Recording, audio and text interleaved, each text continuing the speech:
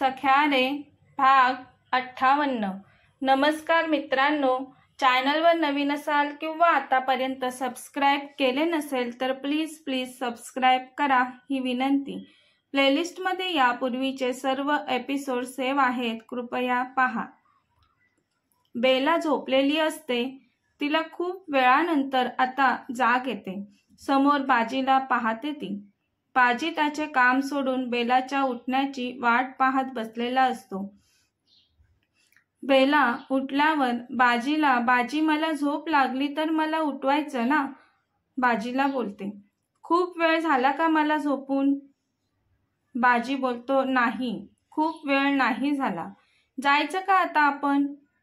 खूप वेळेपासून बेला झोपलेली असते, पण बाजी तिला मुद्दाम असं सांगतो।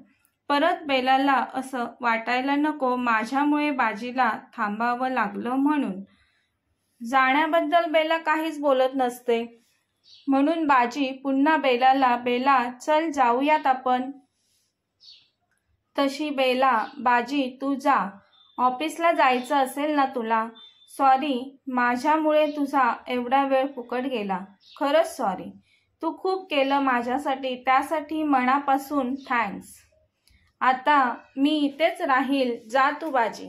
बाजी बेलाला बोलतो, आत्ताच थोड्या वेळापूर्वी सांगितलं ना आपण फ्रेंड्स आहोत ते, तू माझ्याशी बोलू शकतेस म्हणून।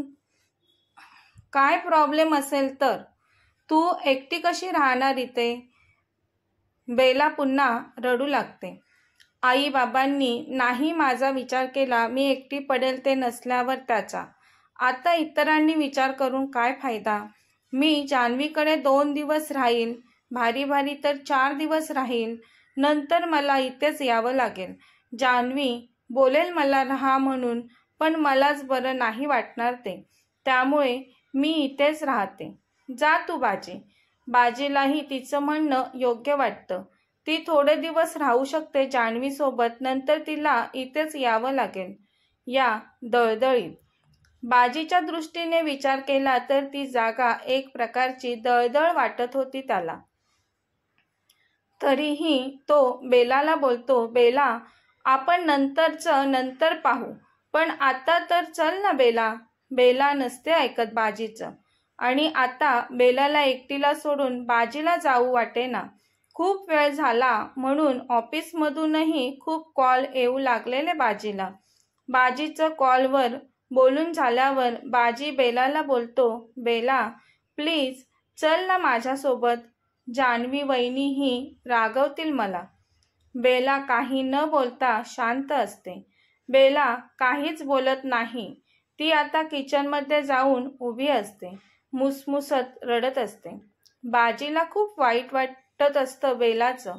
बाजी बेलावर खूप प्रेम करू लागलेला, त्यामुळे तिला अशा परिस्थितीत सोडून जावंसं वाटत नसतं त्याला। पण त्याला ते प्रेम कसं व्यक्त करावं तेही कळत नव्हतं। आता त्याला तिला कायमसाठी सतत आपल्याजवळ ठेवावं असं वाटत होतं। त्यात तिच्या मुसमुसण्याचा आवाज सतत त्याच्या कानावर पडत असतो।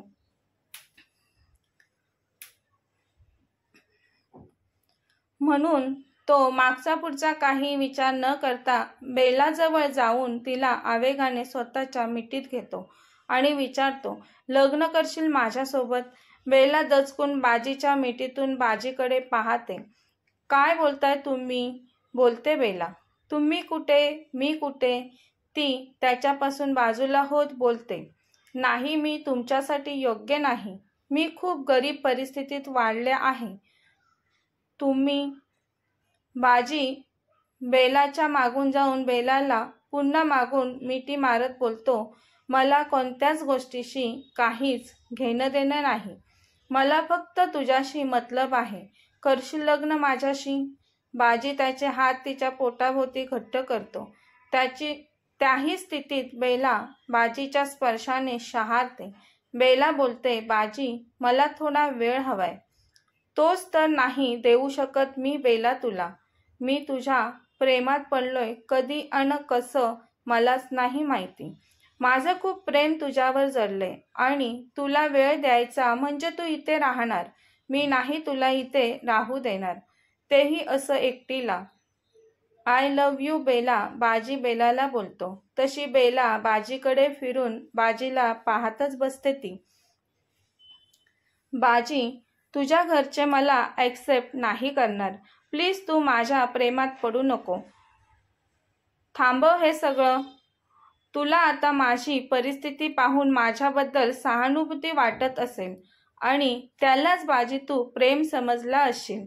ती बाजीच्या तिच्याभोवती असणारा हात बाजूला करून दुसरीकडे थोड्या अंतरावर जाते.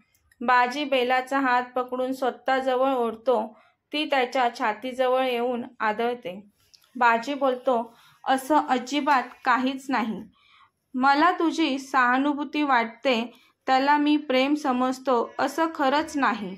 हा विचार मनातून काढून टाक. बेला, मी पहिल्यांदाच पाहिलं तुला तेव्हाच माझं हृदय तुझ्यासाठी धडधडू लागलेलं. तू खूप आवडलेलीस मला. मी खरंच तुझ्यावर खूप प्रेम करू लागलो आहे बेला. बेला, प्लीज ॲक्सेप्ट कर ना माझं प्रेम. तो तिच्या केसातून हात फिरवत असतो. त्याच्या स्पर्शाने ती तिचे डोळे बंद करते. बाजी बोलतो, बेला, करशील ना माझ्यासोबत लग्न? तेही आत्ताच.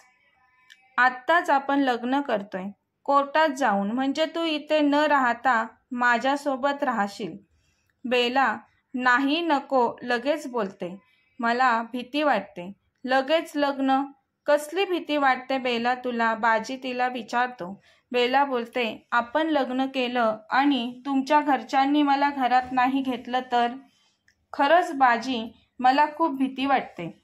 आत्ताच आई बाबा सोडून गेलेत. तो धक्का सहन करत असताना दुसरा धक्का मला नाही सहन होणार. मी असताना तुला घाबरण्याची गरज नाही बेला.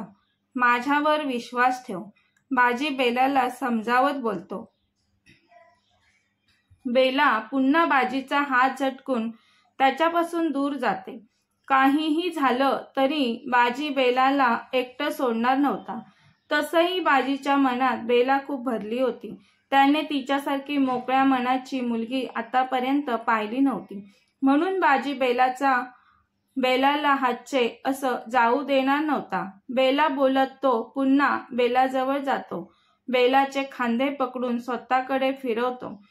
बेलाला बोलतो, बेला, तुला मी फसवत आहे असं वाटत असेल तर प्लीज तसं असेल तर ते मनातून काढून टाक. मी खरंच तुझ्यावर खूप मनापासून प्रेम करतो. आता कसं सांगू मी बेला तुला? तेव्हा तू माझ्यावर विश्वास ठेवशील. तो तिच्या डोळ्यात पाहून I love you so much, I love you so much Bella बोलतो. तशी बेला बाजीच्या लगेच मिठीत शिरते. बाजीही त्याचे हात तिच्या पाठीवर ठेवून मिठी आणखीन घट्ट करतो. बेलाला कोणीच नातेवाईक नसतात. बाजी स्वतःहून बेलाला आधार देत असतो. अशा वेळेस बाजीला नाही बोलणं बेलाला योग्य वाटत नाही. आणि तसंही बाजी खूप चांगला मुलगा असतो. त्याच्यात बेलाने नकार देण्यासारखं असं काहीच नसतं. म्हणून तीही तिची त्याच्यासोबत लग्नासाठी सहमती दर्शवते. खूप वेळ दोघेजण एकमेकांच्या मिठीत असतात. तेवढ्यात जान्हवीचा कॉल येतो बेलाच्या फोनवर. तशी दोघांची तंद्री भंग पावते. बेला कॉल घेते. ती हॅलो जानू बोल बोलते. जान्हवी बोलते, बेला निघाली का यायला? बेला बोलते, नाही अजून जान्हवी, आम्ही थोड्या वेळाने येऊ. तू काळजी नको करू. बाजी आहे माझ्यासोबत. येतो आम्ही. जान्हवी बरं ठीक आहे बोलते आणि फोन ठेवते. त्यानंतर बाजी बोलतो, बेला चल लवकर, जावे लागेल आपल्याला, नाही तर कोर्ट बंद होईल. बेलाला आता बाजीचा जास्त आधार वाटत होता. म्हणून तीही हो बोलते. चल बाजी बोलते. दोघेही कारमध्ये असतात आता. बेलाचा चिंताग्रस्त चेहरा पाहून बाजी बेलाचा हात हातात घेऊन, बेला नको जास्त विचार करू बोलतो. माझ्यावर फक्त एकदाच मनापासून विश्वास ठेव. मी तुझ्या विश्वासाला तडा नाही जाऊ देणार. तीही डोळ्यांनी हो बोलून बाजीच्या हाताची बोटं तिच्या हाताच्या बोटांमध्ये गुंफते. काही वेळानंतर दोघेही कोर्टात असतात. ते रजिस्टर मॅरेज करतात आणि बेला पहिली जान्हवीला भेटायला येते. सोबत बाजीही असतो. बेला जान्हवीला सांगते त्या दोघांनी कोर्ट मॅरेज केले ते ऐकून जान्हवीला खूपच आनंद होतो. तिलाही बेलाची काळजी सतावत होती. दोघीजणी एकमेकींना भेटतात. जान्हवीच्या आईच्या माईच्या पाया पडून आशीर्वाद घेतात बेला आणि बाजी. त्यानंतर ते बाजीच्या घरी जातात. जान्हवी तिच्या आईला बोलते, बरं झालं बाजीने बेलासोबत लग्न केलं ते. बेलाला आता खरंच अशाच जवळच्या आधाराची गरज होती आणि तो आधार बेलाला बाजीने दिला म्हणून जान्हवी खुश असते. बाजी आता त्याच्या फ्लॅटवर बाहेर उभा असतो. बेला तर खूपच घाबरलेली असते. बाजी तिला धीर देत असतो. तरीही बेलाला भीती वाटत असते. बाजीच्या घरचे कसे रिॲक्ट करतील ते म्हणून. बाजीने बेल वाजवल्यावर बाजीची आई दरवाजा उघडते. बाजीच्या बाजूला बेलाला पाहून ती अविश्वासाने एकदा बाजीकडे एकदा बेलाकडे डोळे मिचकावत पाहत असते. बाजीची आई बोलते, अरे बाजी, हे काय पाहते मी स्वप्नात तर नाहीये ना? तुझ्यासोबत आज चक्क कोणीतरी मुलगी आहे. बेला तर पाहतच असते बाजीच्या आईकडे. या अशा काय पाहतायत म्हणून. तेवढ्यात बाजीची आई, ए बाजी, चिमटा काढ मला. हे सत्य आहे का भास आहे माझा? बाजी खरंच त्याच्या आईच्या दंडाला चिमटा काढतो. तशी बाजीची आई, अरे बाजी सोड, म्हणजे हे सगळं सत्य आहे तर. ती बाजीला जवळ घेऊन त्याच्या चेहऱ्याचं खूप चुंबन घेते. बेलाकडे पाहून बाजीची आई बोलते, तुला काय सांगू मी, किती वाट पाहत होती या दिवसाची. आज उजाडला हा सोनियाचा दिवस. किती आतुरता होती मला या दिवसाची. तुम्ही थांबा इथेच, आत येऊ नका. मी आलेच बोलत त्या आतमध्ये जातात. बाजीच्या आईची लगबग पाहून बेला बाजीच्या आईकडे या अशा का वागत आहेत म्हणून न समजून पाहत असते. बाजी बेलाला डोळ्यांनीच कळेल तुला सर्व, शांत उभी राहा बोलतो. बेला बाजीच्या सांगण्यावरून शांत उभी राहते बाजीच्या बाजूला. आता बाजीची आई आरतीचे ताट घेऊन येते. ती दोघांना ओवाळते. दरवाजात तांदळाचे भरलेले माप ओलांडून लक्ष्मीच्या पावलांनी माझी सून आली बाजीला बोलते बाजीची आई. आता ती खूप खुश आहे. बेला तर बाजीच्या आईचं वागणं पाहून आश्चर्यचकित होते. बेलाला तर खूपच भीती वाटत होती, पण तसं काही झालं नाही. साध्या पद्धतीने पण चांगलं स्वागत झालं म्हणून बेलाची भीती थोडी कमी होते. घरात दुसरं कोणीही नव्हतं. फक्त बाजी आणि बाजीची आई दोघेच असतात. बेला विचारते बाजीला, आणखी कोणी आहे घरात? तशी बाजीची आईच बोलते, कोणी नाही बेटा, आम्ही दोघेच असतो. आणि हा तुझा नवरा 3 वर्ष झाले त्याच्या मागे लागले लग्न कर, पण तो करत नव्हता आणि आता अचानक असं लग्न केलं ते. बाजी तू? त्या बाजूलाच उभ्या असलेल्या बाजीला विचारतात. बाजी आणि बेला त्यांचा आशीर्वाद घेतात. बाजी सोप्यावर बसत बोलतो, आई, आता केलं ना तुझ्या मनासारखं, तरी तुझे प्रश्न काय अजून संपलेच नाहीत. आता तुझी सुनबाई आले, तिच्याशी गप्पा मार. मी फ्रेश होतो. मला परत जायचं आहे ऑफिसला. बाजी फ्रेश होण्यासाठी जातो. बाजीची आई बोलते, गुणाची आहेस ग पोरी तू. माझ्या ह्या बाजीला आवडलीस म्हणजे नक्कीच तू खूप चांगली असशील. असंच कोणालाही लग्न करून आणणार नाही माझा बाजी. जा, आपण नंतर बोलू. बाजी आतमध्ये आहे, तू पण जा आणि फ्रेश हो. बाजी ऑफिसला गेला की मग आपण गप्पा मारू. बेलाला फ्लॅटमध्ये राहण्याचीही सवय नसते, त्यामुळे ती इकडे तिकडे पाहत जात असते. तशी बाजीची आई तिकडे नाही बेटा, इकडे या बाजूला जा बोलते. बेला चपापते आणि त्यांनी सांगितलेल्या बाजूला जाते. बाजी फ्रेश होऊन बाथरूममधून बाहेर आलेलाच असतो. बेलाला समोर पाहून बाजी म्हणतो, बेला तू फ्रेश हो आणि काहीतरी खाऊन घे पहिलं. मी आईला सांगतो तसं. मला ऑफिसला जावं लागेल आता. येईल मी 10 वाजेपर्यंत, ठीक आहे? तोपर्यंत बाजी बोलत बोलतच तोंड पुसतो आणि निघालेला असतो. तशी बेला बाजीला अहो आवाज देते. बाजी दारातून मागे वळून बेलाकडे पाहतो आणि बेलाजवळ येतो तो. बेला काय बोलली तू आता? बेला काही नाही बोलते. अगं बेला, तू मला आवाज दिलास ना, अहो बोललीस ना बेला? बेला हो बोलते. बाजी बोलतो, आवडलं मला. बाजीच्या अशा बोलण्याने बेलाही मनोमन सुखावते. बाजी बोलतो, काय बोलत होती तू मला? बेला बोलते, लवकर या घरी, मी वाट पाहते तुमची. तसा बाजी तिची हनुवटी पकडून तिचा चेहरा वर करतो. तिच्या ओठांवरती त्याचे ओठ टेकवण्यासाठी जवळ येऊ लागतो. तेवढ्यात बाजीची आई, ए बाजी, हे तुझं डबरं बघ मगाचपासून वाजतंय. आणि दोघेही आता आईचा आवाज ऐकून एकमेकांपासून बाजूला होतात. त्यांचे हावभाव पाहून आई काय ते समजून जाते. चुकीच्या वेळेत आली वाटतं मी, बाजीची आई बोलते मोठ्याने. बाजी आईच्या हातातील फोन घेत, आई असं काही नाही. काहीही काय बोलते आई तू?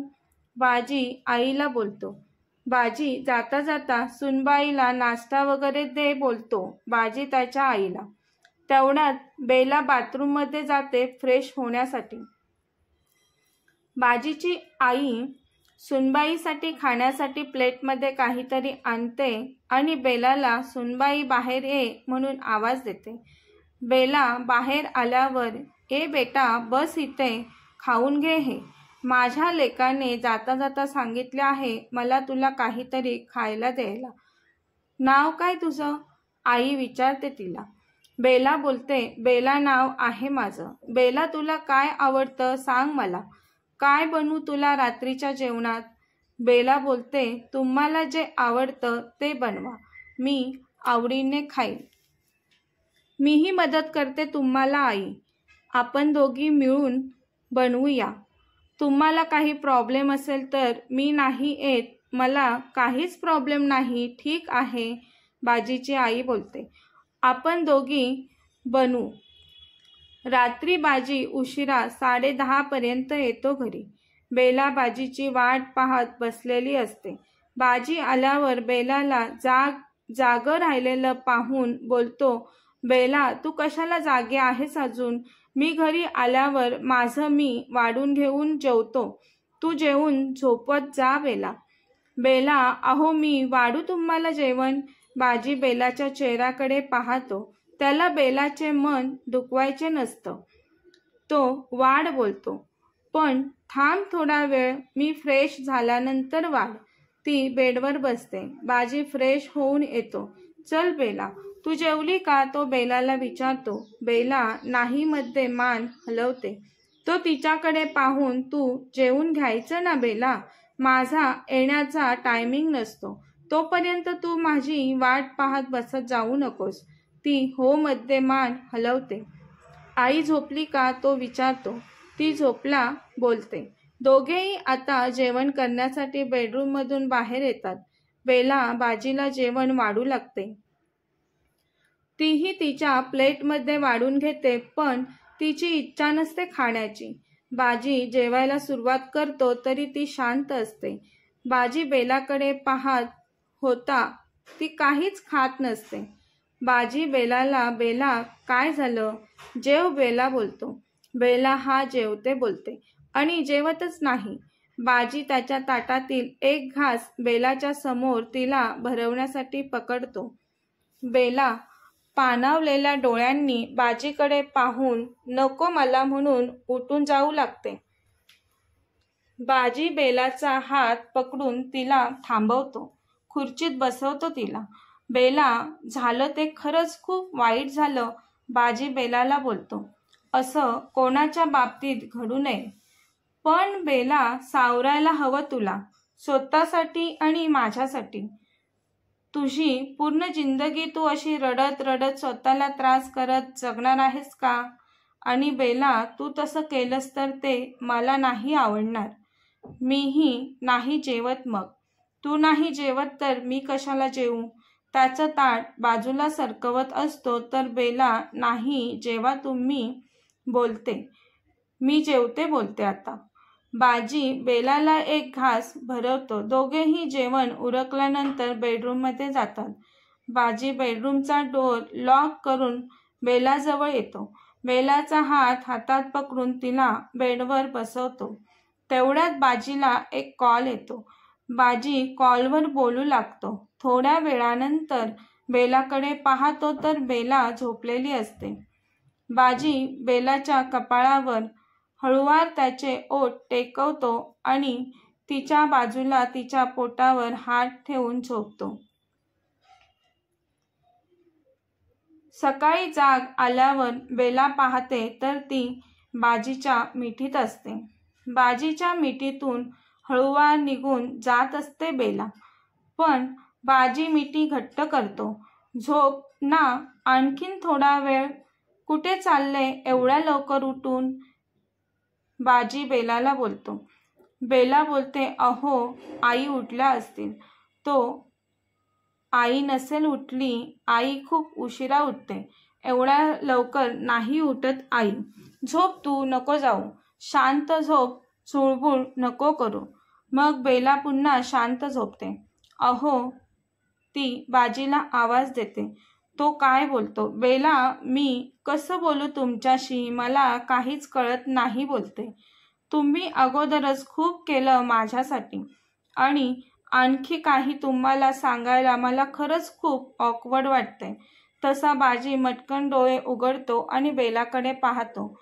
बेला, काय बोलते तू हे? म्हणजे अजून तू मला परक समजतेस का? बेला, नाही, असं नाही. पण बाजी पण काय बोलतो? काय बोलत होतीस? ते माझ्या आईवडिलांच्या अस्थि विसर्जनासाठी मला जायचं होतं. तुम्ही मला घेऊन जाल का? प्लीज. बाजी बोलतो. आता प्लीज कशाला बोलते बेला? जाऊयात आपण. तो तिच्या चेहऱ्याकडे पाहत असतो. तू माझ्याशी बोलताना संकोच ठेवत जाऊ नकोस. तो बेलाच्या डोळ्यात पाहत असतो आता आणि ती तिची नजर झुकवते खाली. बाजी परत तिचा चेहरा हातात पकडून वर करतो आणि बेलाच्या ओठांवर त्याचे ओठ टेकवतो.